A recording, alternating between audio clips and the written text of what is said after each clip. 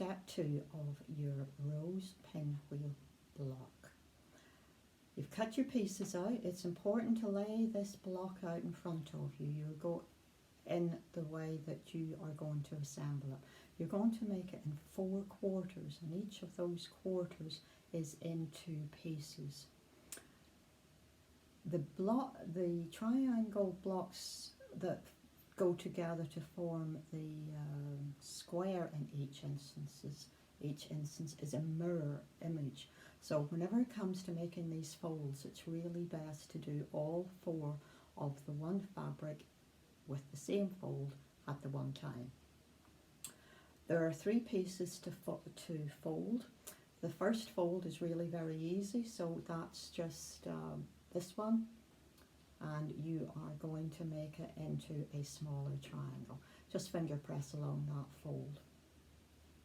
Then the 2 pieces that are coming up next need to be mirror images of each other. So you're going to make 2 pieces, and they are going to look like this when they're finished. So that's the reverse side. And mirror images of one another. So let's start with the gold one, and I'm going to put my finger on one of the tips of the long side, make a fold like that, and that is my piece. That is exactly the same as this one, and this then goes in place like that. So all of the raw edges of the folded piece are going to go up against raw edges of your background triangle, and the only piece that is not going to be enclosed in a seam is this, and that is the fold. You now need to pop a couple of pins in there to hold in place.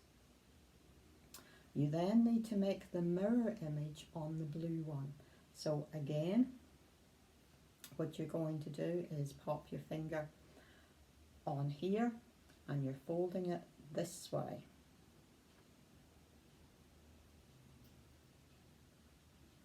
Again, finger press along that fold, and there you go. This piece is going to go on the other triangle that forms that square. So I'm putting that down there. Again, all of my raw edges are up against raw edges, and the fold is the one piece that will be exposed.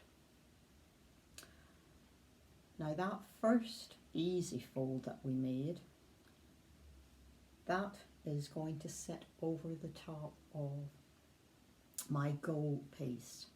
Again, I'm going to have my folded edge, the one edge that is exposed, so that is going to sit across that way. Now, you have now built up a lot of layers, that way even, there we go. You have built up a lot of layers. It's really important that you tack this. It won't stay in position to allow you to machine it otherwise. So pop a couple of pins in, and then tack along within your 1/4 of an inch seam allowance.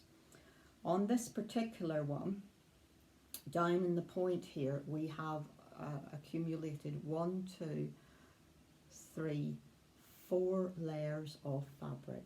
It really is too tough to stitch through all of those. So what we're going to do is we're going to take the first top layer away, we're going to take the background layer away, and these 2 central ones, we're going to just snip about a little bit off the end there, so that when it comes to sewing our seams, right up at that point, we are only going to be going through 2 layers of fabric.